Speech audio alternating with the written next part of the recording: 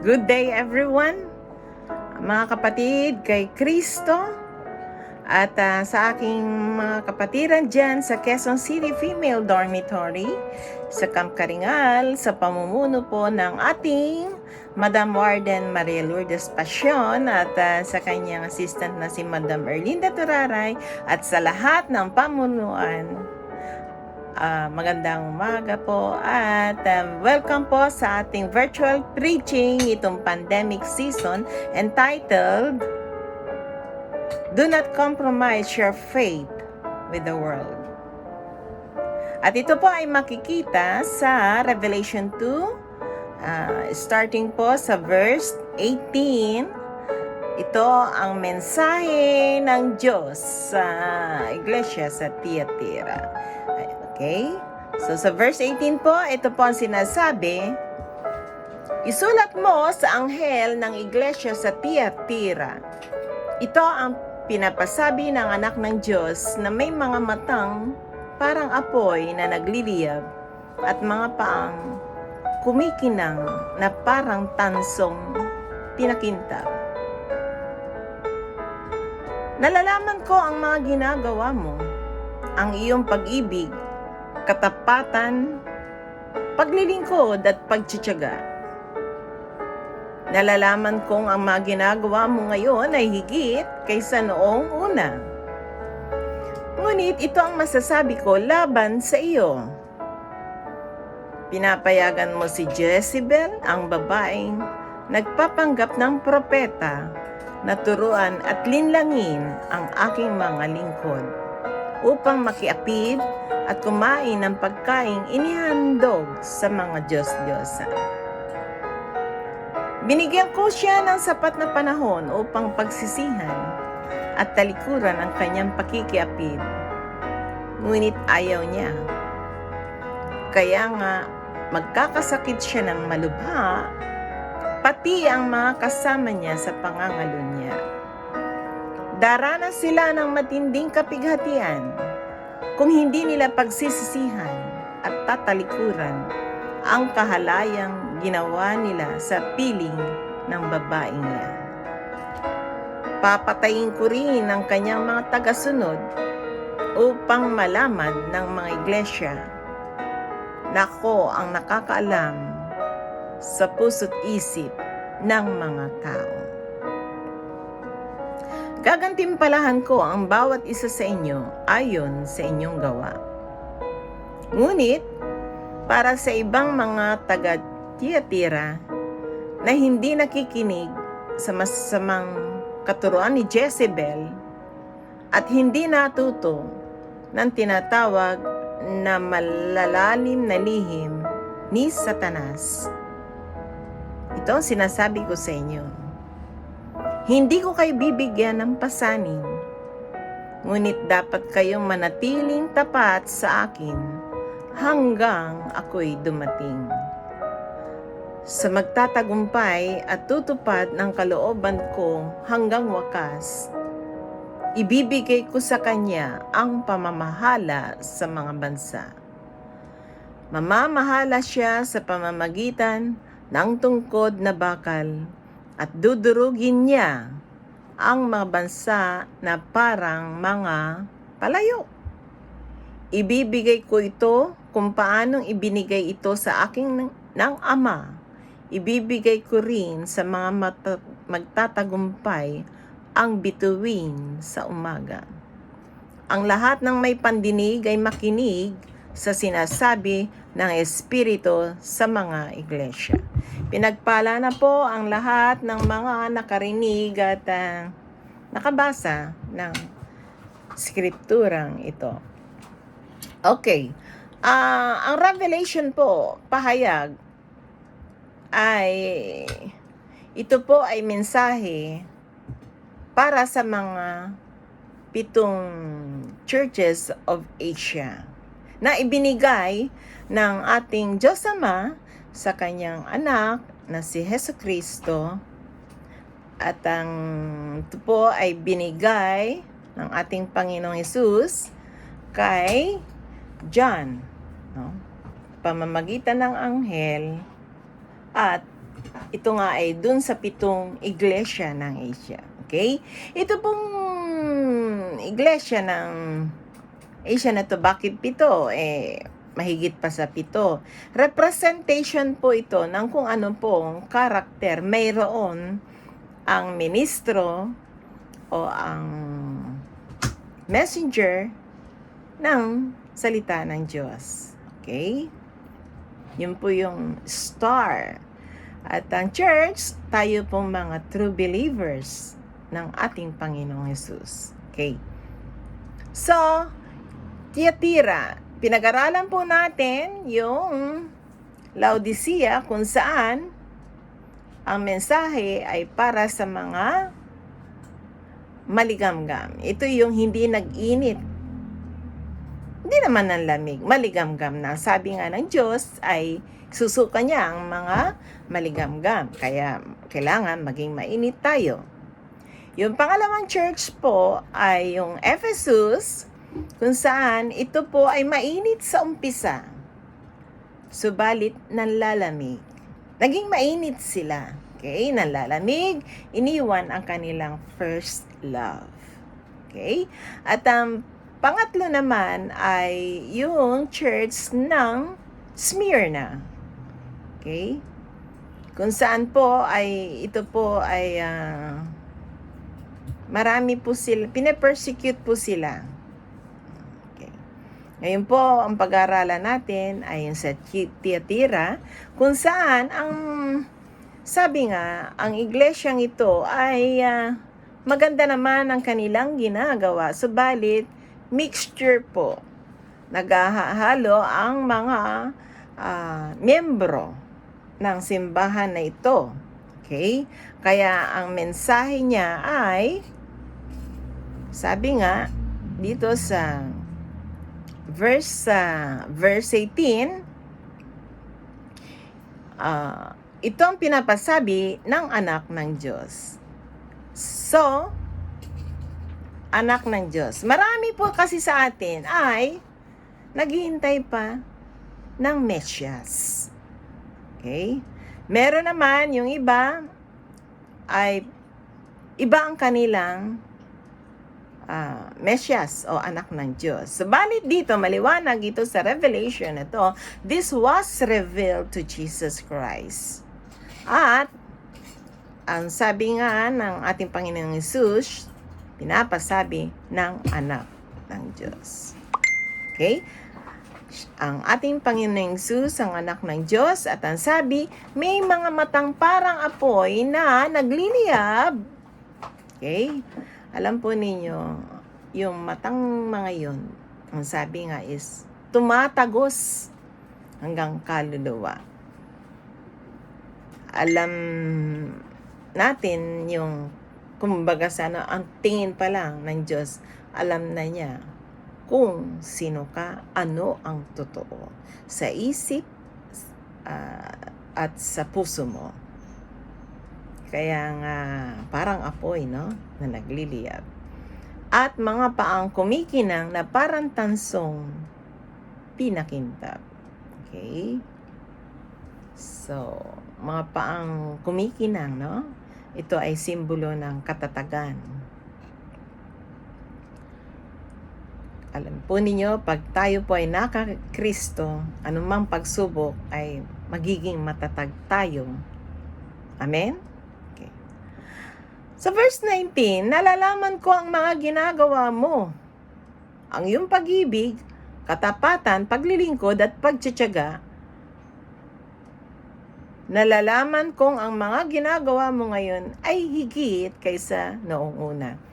So, ang ating Panginoong Hesus, dahil siya po ay Diyos, alam na alam niya ang lahat ng ginagawa natin. Kahit palihim. Okay? Kahit ikaw lang ang nakakalam, alam na alam ng Diyos yan. Okay. Kaya nga, lahat din po ng ginagawa natin, alam na alam ng Diyos. Yung ating pag-ibig, ang sabi niya, ito, no? Nalalaman ko mga ginagawa mo, yung pag-ibig mo. So, alam niya yung how do we feel about Him. Hindi tayo hipokrito sa pagmamahal sa Kanya. Alam po ninyo tong church na to, sabi rin ay matapat, no, sa paglilingkod sa Kanya at matyaga.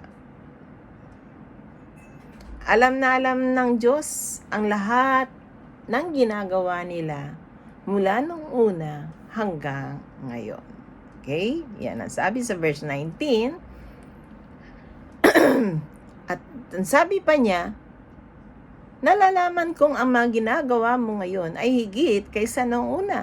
So ito po, mga mananampalataya na to, mas higit pa. Kung mainit sila noon, mas lalo silang umiinit ngayon kaysa noong una. Okay? So lalo silang nagiging mainit, no?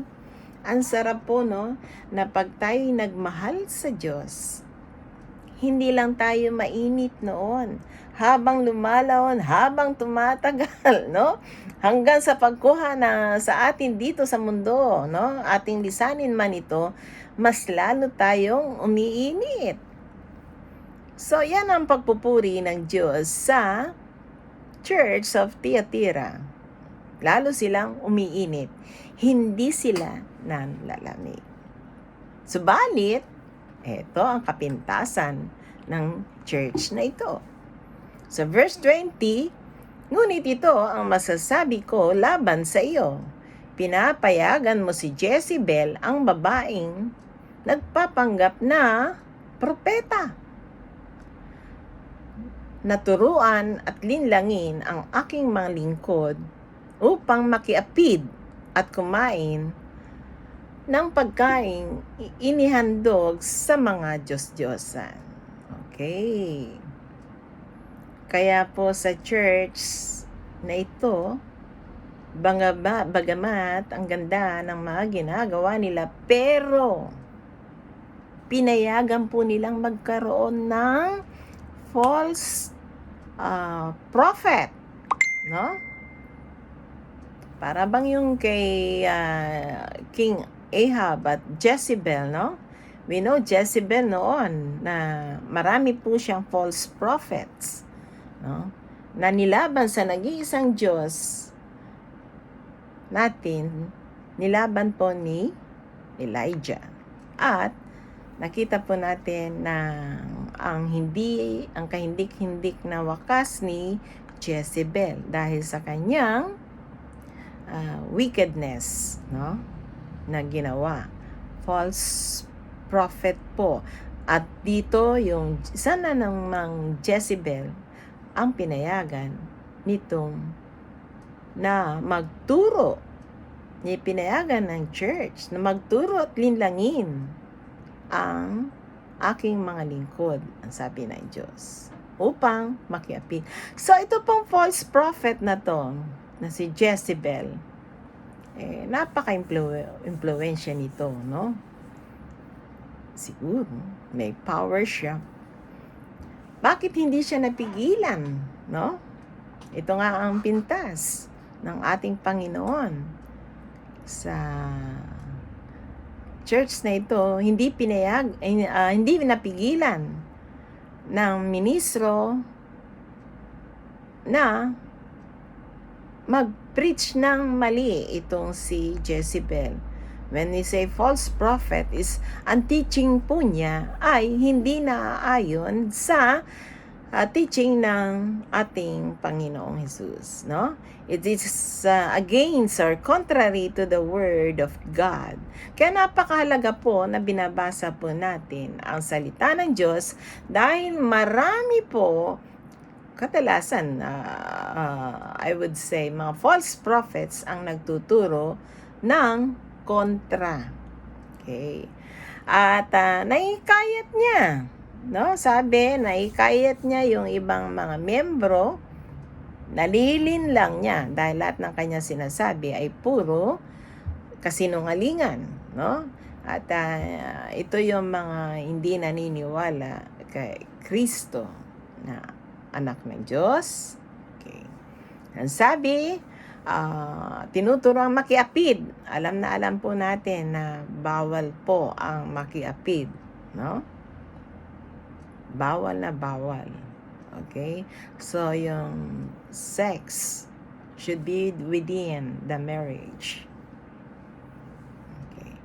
At kumain ng pagkain nihandog sa mga Diyos-Diyosan. So, ito po ang katuruan ni Jezebel. Ano ang sabi pa ng ating Panginoong Hesus?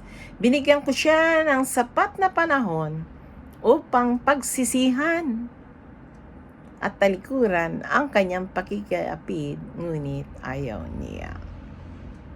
So, binigyan siya ng enough time para pagsisihan at talikuran ang immorality.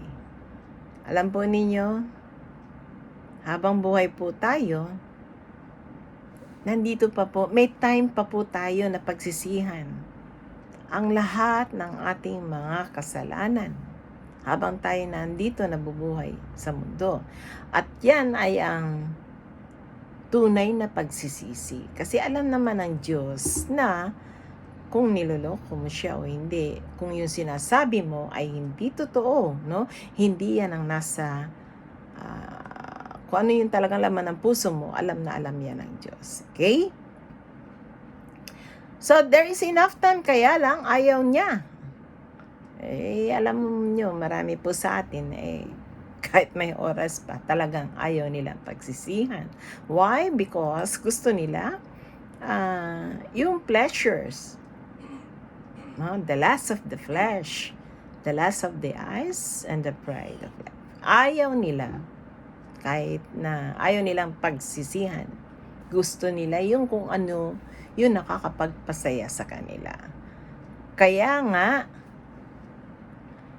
sabi ng Diyos, 22, magkakasakit siya ng malubha, pati ang mga kasama niya sa pangangalo niya. Daranas sila ng matinding kapighatian kung hindi nila pagsisisihan at tatalikuran ang kahalayang ginawa nila sa piling ng babaeng yan. So, lahat po ng mga nagko-commit ng immoralities, sabi po, magkakasakit na hindi nagsisi. Remember, ayaw magsisi ni Jezebel na hindi nagsisi. Ganon din yung mga nakasama niya dyan sa pangangalo niya na yan. Sabi nga, matinding kahapig-hatian ang kanilang mararanasan kung hindi nila pagsisisihan at tatalikuran ang kahalayang ginawa. So, siguro nga, temporary in this world, masaya ka, subalit, after, or hindi pa man, nandito ka pa sa mundo, ay daranas ka na ng kahirapan at kapighatian, much more pag ikaw ay kinuha na ng Diyos, pag ikaw ay namatay na, hindi ka nakapagsisi, ay ang punta mo ay impyerno. Okay? Sabi nga sa verse 23, papatayin ko rin ang kanyang mga tagasunod upang malaman ng mga iglesia na ako ang nakakaalam sa puso't isip ng mga tao. So, lahat po ng mga tagasunod, lahat ng mga gumagawa ng immorality na yan, mga sumusunod sa katuruan ni Jezebel, ay papatayin ng Diyos. Not the physical death only, but dahil lahat naman tayo mamamatay dit, but we are speaking of spiritual death. At yan ay ang impyerno. Okay? So, yung kaluluwa mapupunta po sa impyerno. At bakit daw? Upang malaman ng mga iglesia na ako ang nakakaalam sa puso't isip ng mga tao. Kahit hindi po hindi yan makita ng kahit sino man tao, hindi naman talaga malalaman kung ano ang tunay na nasa isip at puso, tanging Diyos lamang. Kaya nga, sa kanyang pagbabalik, hahatulan niya ang lahat ayon sa ginawa, no? Yung ginawa na at I should say siya ang may kaalaman ng lahat, no? Tayo po hindi natin alam kung ano ang tunay na nasa puso't isip ng mga tao, kaya nararapat lamang po na we do not judge. Okay? It's only God who can judge. Ang sabi, gagantimpalahan ko ang bawat isa sa inyo ayon sa inyong mga gawa. So, kung ano po yung ginawa natin dito, what we sow, what we reap. Okay? Kung anong tinanim, yan ang aanihin. 24, ngunit para sa ibang mga taga-Tiatira na hindi nakinig sa masamang katuruan ni Jezebel at hindi natuto ng tinatawag na malalalim na lihim ni Satanas, ito ang sinasabi ko sa inyo, hindi ko kayo bibigyan ng pasanin. Wow! So doon pong hindi nakinig kay Jezebel at sa lahat ng mga gawa ni Satanas, hindi sila natuto, no? Ang sabi niya ay hindi daw sila bibigyan ng pasanin. Hindi sila makakadanas ng pasanin. Verse 25, ngunit dapat kayong manatiling tapat sa akin hanggang ako'y dumating. So, napakalaga po, no? At sabi nga ay ang mga nakikinig ng mga salito, pinagpala yung mga nakikinig at sinasapuso dahil malapit na ang wakas. Darating na po siya. Okay? Kaya nga sabi, manatili tayong tapat hanggang sa kanyang pagdating. At sa magtatagumpay at tutupad ng kalooban ko hanggang wakas, ito ang pangako.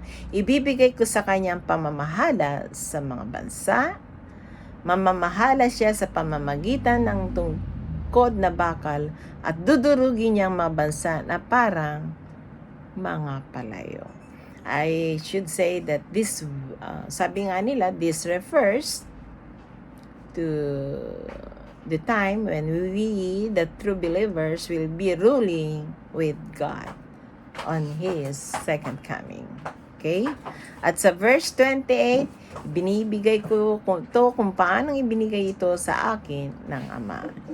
Ibibigay ko rin sa mga magtatagumpay ang bituin sa umaga.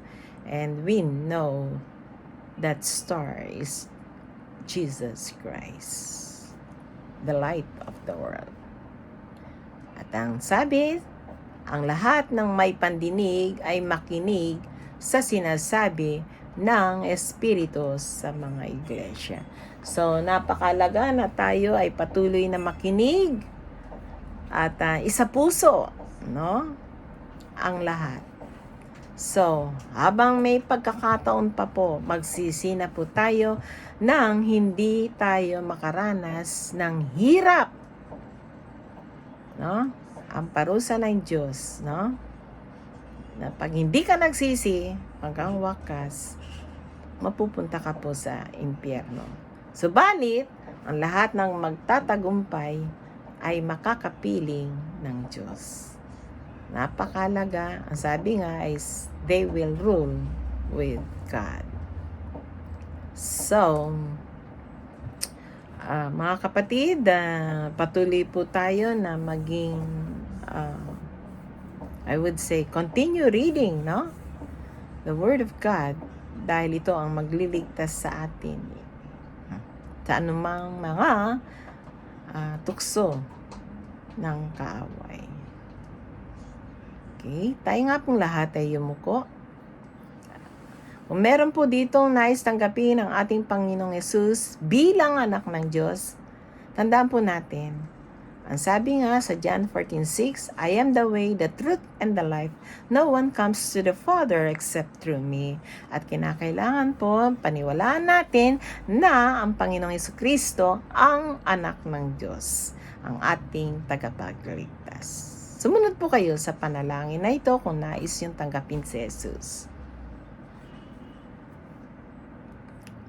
O Amang Diyos na nasa langit, maraming salamat po sa lahat, sa iyong dakilang pag-ibig na ipinadala mo si Jesus bilang aming Panginoon at tagapagligtas.